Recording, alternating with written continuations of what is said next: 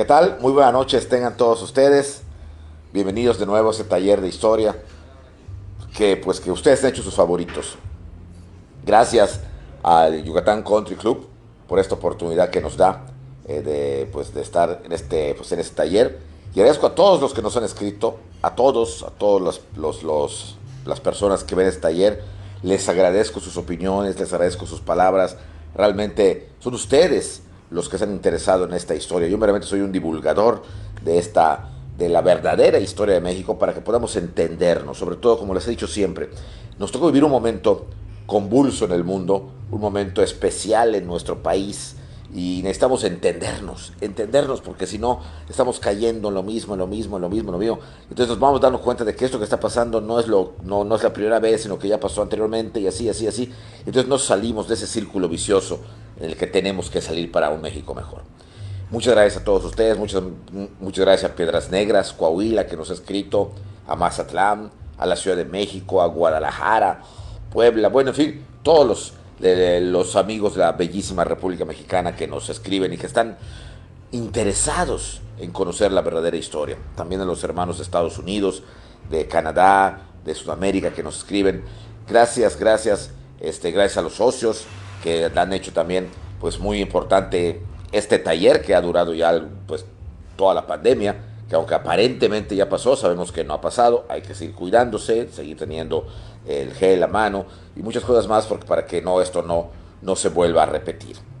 Pues saludos a todos, y hoy vamos a comenzar un nuevo tema mucho más corto que el de la revolución y contrarrevolución, que vamos a llamar tema de aniversarios. Es decir, vamos a tratar hoy los 200 años del primer gobierno independiente de México.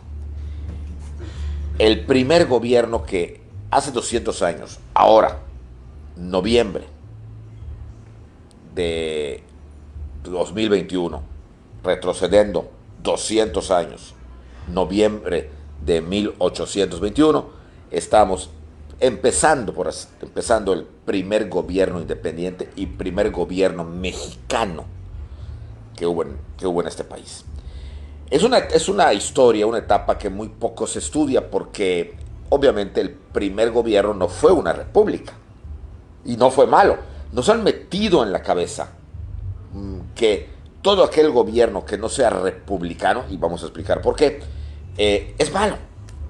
Es malo, que una monarquía es mala, que un imperio es malo, en fin, y que lo único bueno es una república. Tan bueno es uno como el otro, siempre y cuando se sepa llevar con honestidad, con honorabilidad y sobre todo con apego estricto a la ley. El primer gobierno independiente de México no fue una república.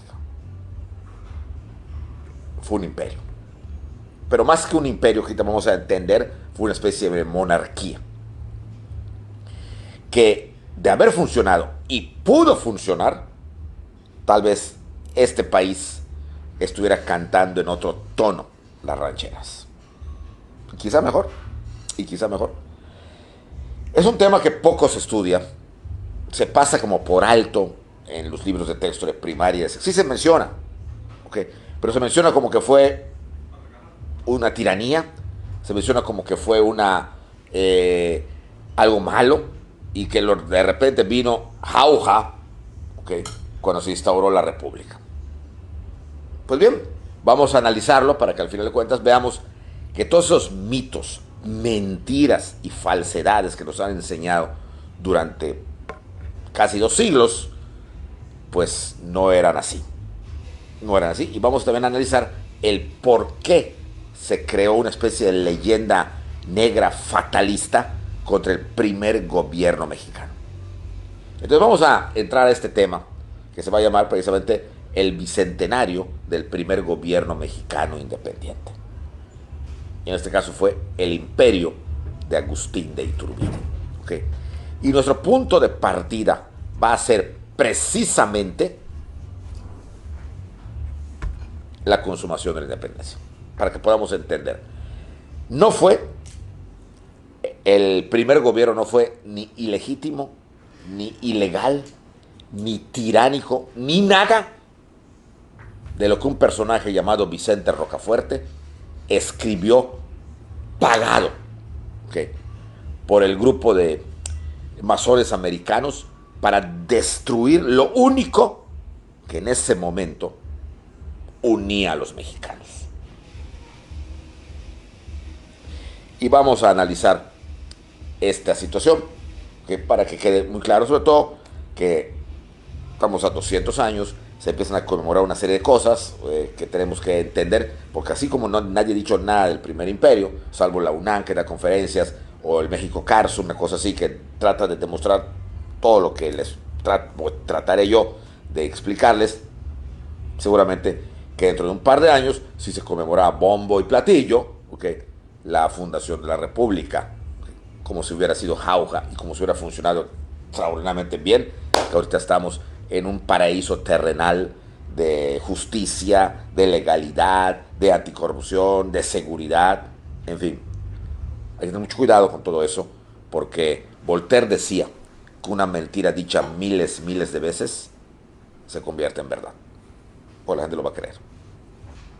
Bien, vamos entonces a partir de la consumación de la independencia. Bien, todo el mundo sabe que el consumador de la independencia fue Agustín de Iturbide, ¿okay?, y que Agustín de Iturbide se basó para consumarla en dos documentos jurídicos válidos en su momento, que fueron el Plan de Iguala, realizado en febrero de 1821, y posteriormente los Tratados de Córdoba, realizados en agosto de ese mismo año. Vamos a ver, la consumación de la independencia no se hizo así nada más, que de repente, como nos cuentan, que de repente entró el ejército garante y la gente, o sea, sí hubo eso, porque ese es el bluff, es el show mediático que hasta hoy le encanta al mexicano. Pero vamos a ver realmente qué fue estos documentos. Los dos personajes de la independencia de México, que tuvieron una idea clara de qué pasaría al momento de que se consumara la independencia y ellos, los criollos mexicanos, tomaran el poder en vez de los españoles que tradicionalmente y por 300 años lo habían tenido, fueron Morelos e Iturbide. Nadie más. Hidalgo no tuvo una idea. Hidalgo se fue a ver qué pasa y a la guerra. Perdió. Morelos fue un poco más cauto e hizo dos documentos importantes: los sentimientos de la nación y la Constitución de Apatzingán. Ahora, ¿qué ocurrió? Que Morelos perdió. Lo agarraron, lo ejecutaron y todo eso quedó en la basura. Porque obviamente no tuvo ninguna vigencia, ninguna positividad. Posteriormente viene la época de la resistencia, varios lidercillos, Mina, muy similar a Hidalgo, la guerra, y nada más, sin tener una claridad qué pasaría después de. Y luego viene Iturbide, que sí tiene una idea clara, y que él sí va a lograr lo que Morelos no va a lograr. Nada más una diferencia, que Morelos intentó hacerlo por medio de la violencia, Iturbide por medio de la diplomacia, por medio del pacifismo. Yo me pregunto qué tan malo es lo que hizo Iturbide, que fue un pacifista diplomático para llevar a buen puerto la consumación de la independencia en vez de derramar sangre. ¿Por qué nos han enseñado a admirar, quizá alguna vez lo he comentado, a los guerreros, a los sanguinarios, a los que hicieron de llorar a viudas, llorar a huérfanos? ¿Por qué? ¿Por qué esa idea del héroe violento y hasta cierto punto asesino y misericordia? Quizá porque tenemos todavía esa idea latina romana de idolatrar a los caudillos como Julio César, Pompeyo, Craso, Octavio, Marco Antonio. Tal vez, o tal vez también porque de alguna manera tenemos esa sed de sangre que todavía queda en el inframundo mexicano, ¿okay?, de los mexicas especialmente. No lo sabemos, pero no nos hablan mucho de los pacifistas. Nos hablan mucho de los violentistas, por así decir. Y a Iturbide, ok, no se le da el mérito que se merece. Y ahorita vamos a ver qué fue lo que ocurrió. Bueno, ya comentamos en su momento de que se hace un plan. El plan de Iguala es el plan conocido también como las tres garantías, pero se explica para la primaria, por así decir. Pero es un plan totalmente hecho, urdido de tal manera para cuando se consume la independencia y basarse como en un banquillo en tres patas que se iba a sostener esa tabla de México para que no cayera. Esas tres patas era lo que se conoce como las tres garantías, que eran la independencia, la unión, unión. ¿Cuánta falta nos hace eso?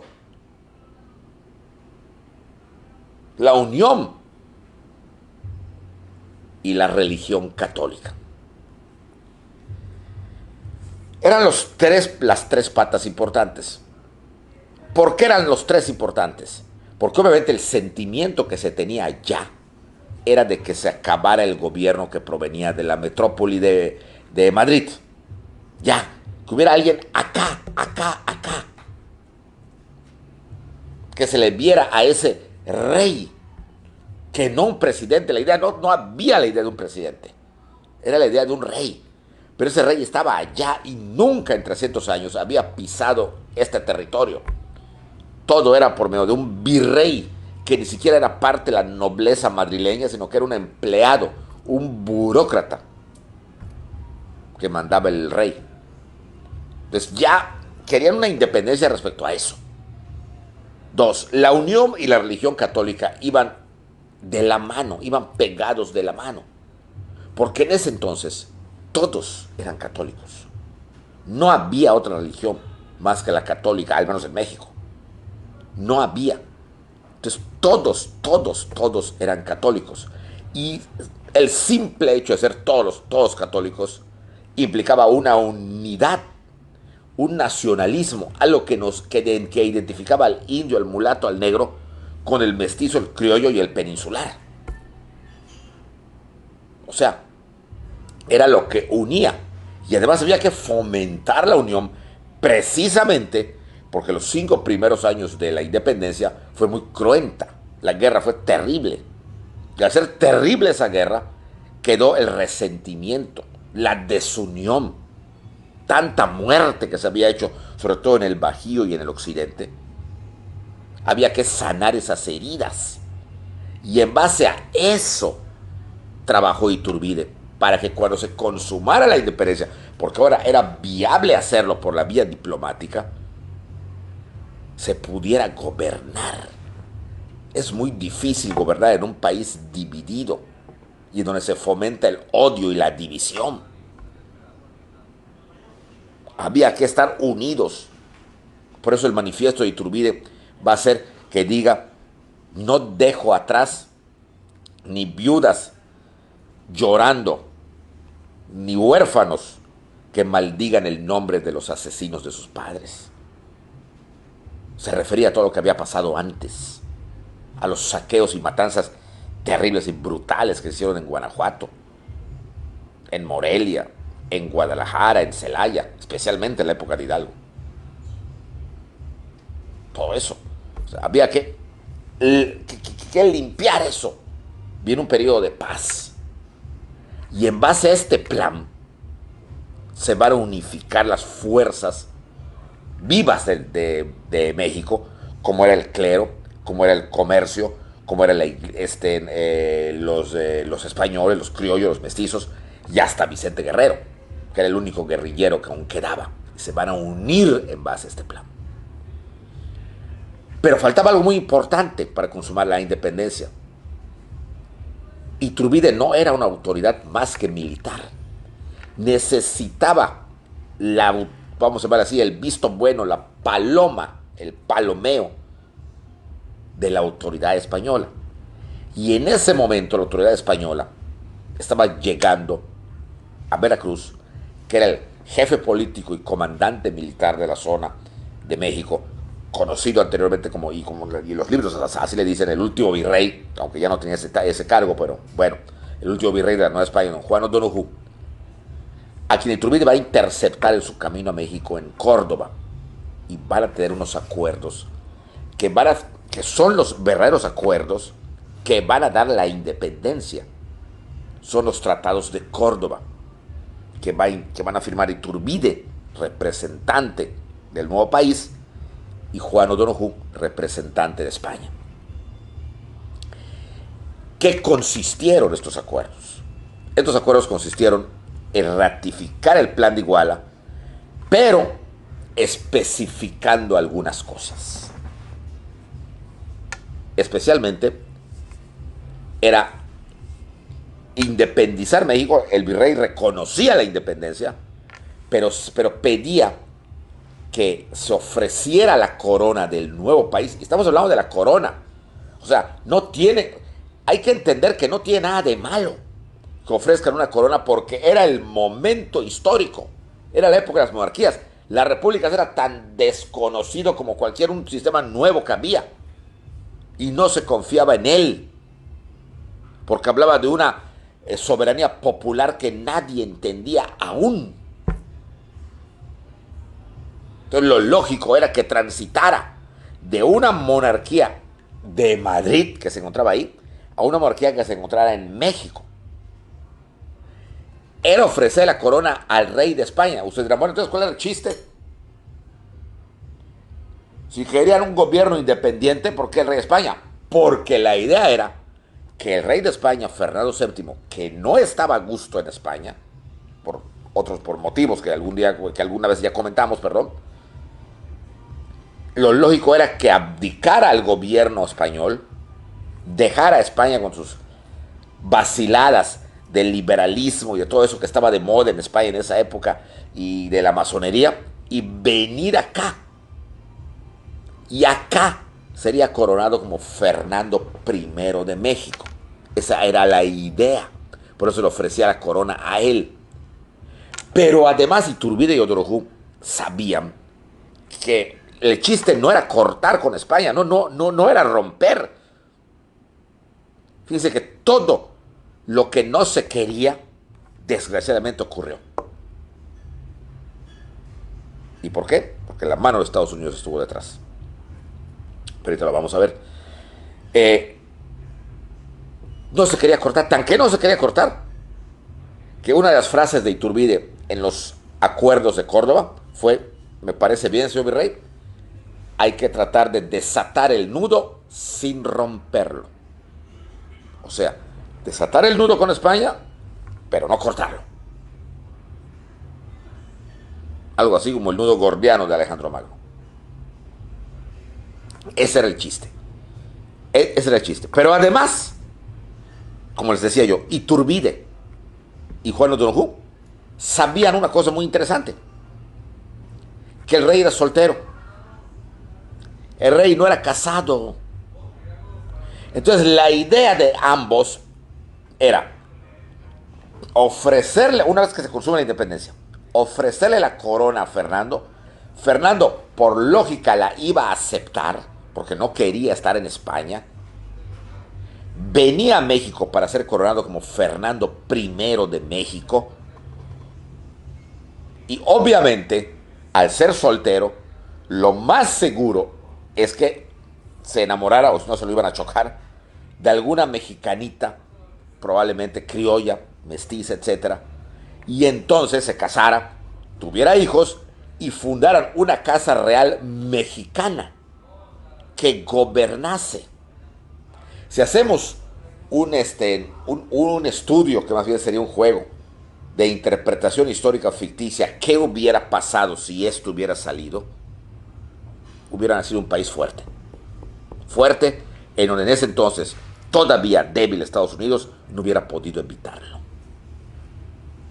Y probablemente sí, hoy en día seríamos una república, pero hemos transitado de una manera evolutiva y normal y natural hacia ello, y no de la manera brutal como va a ocurrir, imponiéndonos un traje que no le venía a México y además de carácter extranjerizante, que iba contra nuestra tradición histórica. Entonces, fíjense muy bien, todo estaba planeado para esto. Y todavía había más. Porque el Tratado de Córdoba también se puso en una de las cláusulas que en caso dado que Fernando no accediera o no pudiera venir a México, se le ofrecería el trono a alguien de su familia, a sus hermanos o sus sobrinos, no tenía hijos, a uno de ellos para que viniera en su, o sea, para que viniera casa real y a ser un príncipe ya hecho. Y en última instancia, en dado caso que España le cerrara las puertas, cosa que no se imaginaban, entonces las Cortes mexicanas, que no Congreso, porque la palabra era Cortes, las Cortes mexicanas nombrarían al monarca. En resumidas cuentas, se va a preparar todo el escenario para una monarquía. Se declaraba en el Tratado de Córdoba que el nombre de México sería Imperio Mexicano. Y otra aclaración: por las circunstancias que se van a dar y que se estaban dando ya desde ese momento, México no era en realidad un imperio, sino una monarquía. Pero volvemos a lo mismo que hemos comentado en algunos otros talleres.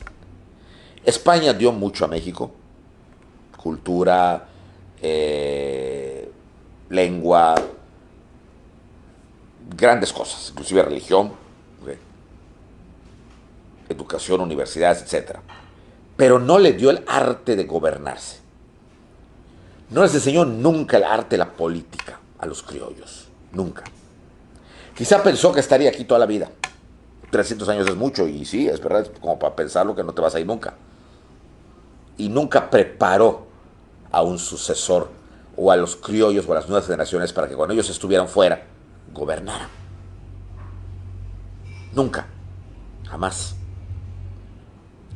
Entonces, evidentemente no sabían cómo hacerlo. No lo sabían. Y por lo tanto, ahora, el primer político en un gobierno, el primer político mexicano en un gobierno como tal, o sea, era un gobierno ya nacional, por así decir, va a ser Iturbide.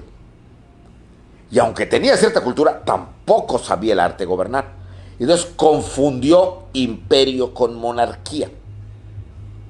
Y le puso el nombre a México de Imperio Mexicano, pero sin el ánimo de ser un imperio como tal, sino una monarquía. ¿Por qué?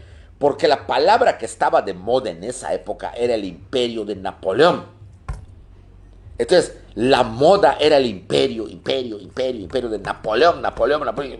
O sea, era ese imperio. Era lo que se oía. Entonces fue muy sencillo en los tratados de Córdoba poner el nombre de Imperio Mexicano, como para estar a la moda. No es como dicen, totalmente erróneo, falso y mentiroso, que desde un principio él ya se quería coronar emperador. Mentira, no es cierto. No hay ninguna prueba de todo eso. Son las mentiras y falsedades de Vicente Rocafuerte, que ni siquiera era mexicano. Bueno, entonces, en base a estos dos elementos, se consuma la independencia. Algo muy importante. En el Tratado de Córdoba se hablaba de que una vez consumada la independencia, o sea, que entraran a la capital del virreinato, que era la Ciudad de México, porque estaban en Córdoba, que entrara el ejército trigarante y se posesionaran del antiguo palacio de los virreyes, se convocaría cortes, lo que posteriormente le empiezan a llamar Congreso.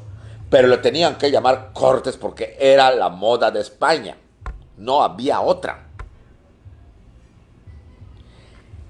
Se convocaría cortes donde cada provincia, no entidad federativa, no estado, todavía no había eso, cada provincia, dependiendo de su número de habitantes, nombraría a sus representados.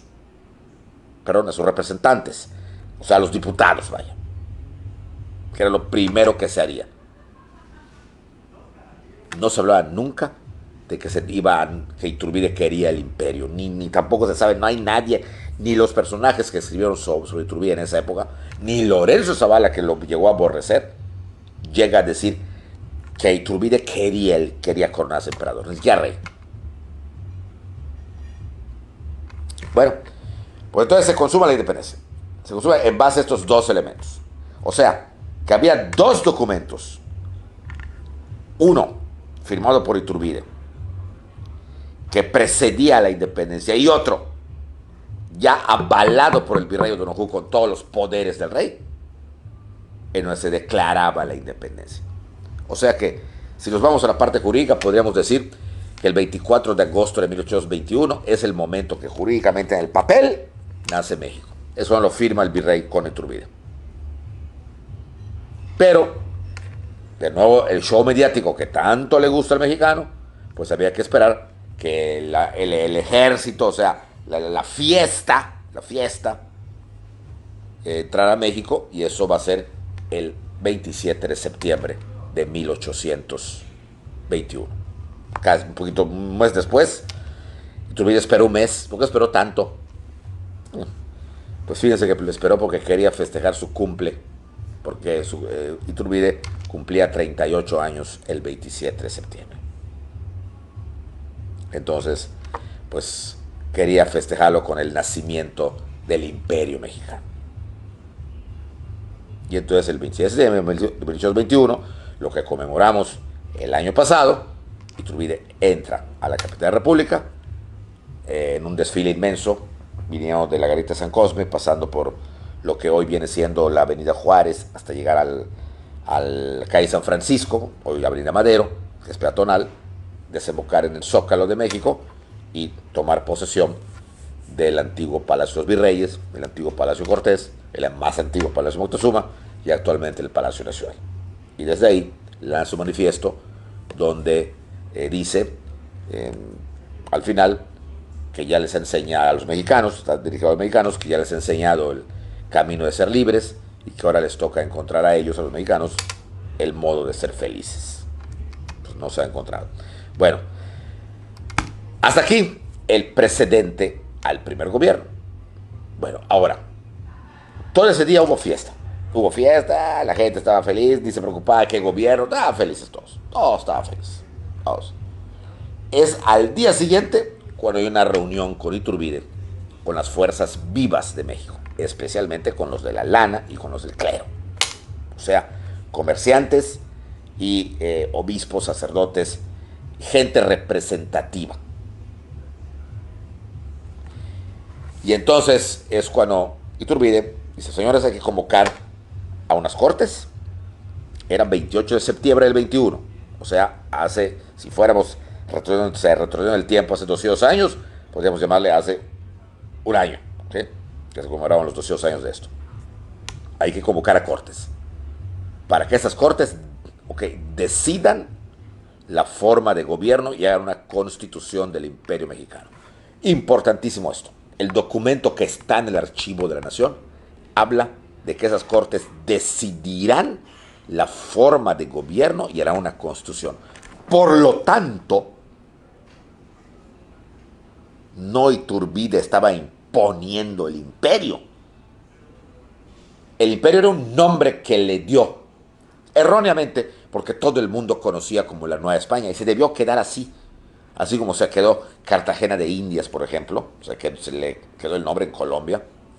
Pues estaban acostumbrados, la gente estaba acostumbrada a lo que era la Nueva España.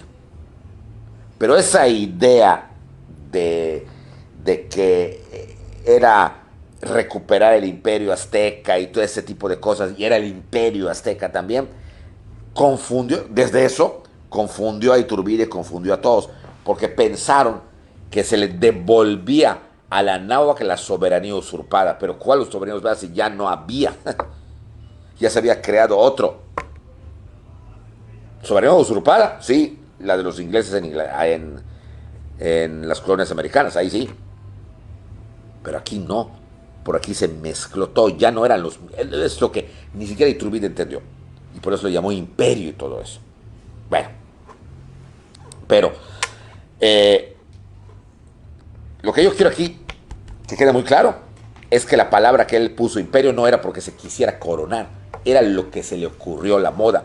Puesto que en el documento habla de que esas cortes, una vez reunidas, haría una constitución y definiría la forma de gobierno del Imperio Mexicano. Estaba soltando Iturbide las riendas para que lo hiciera. A finales de octubre, después de que las provincias, que no era el mismo número de estados que es hoy, eligen, se van a reunir alrededor de 121 diputados en México para principios de noviembre de 1822. Y obviamente lo primero que van a hacer, Iturbide les inaugura, y entonces, perdón, 1821, perdón, todavía no, 1821, todavía no llegamos al 22, 1821. Iturbide los va a convocar a que haya una constitución, pero que se cumpla con el plan de Iguala, y se nombre una comisión para que se vaya a Madrid a ofrecerle formalmente la corona de México al rey Fernando, quien los rumores que llegaban de ahí era que él ya no quería estar allá.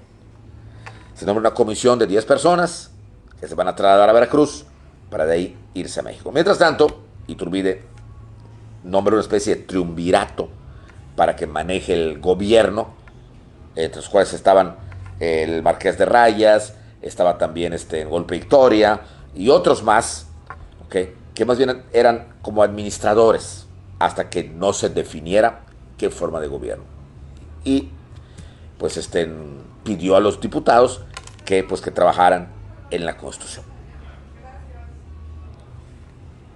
Hasta aquí, Iturbide momentáneamente desaparece de escena. Muchos dicen, no, es que no, solo lo estaba haciendo. Bueno, solo lo estaba haciendo, no lo sabe, solo lo estaba haciendo, pues era un genial actor, porque se dedicó obviamente a lo que le gustaba, a su hacienda y sobre todo al coqueteo, que le encantaba. Pues todas las mujeres bonitas se morían por él, a pesar que él era casado y tenía como 10 hijos, pero era un hombre joven y era el consumador, era el héroe de la patria, en fin.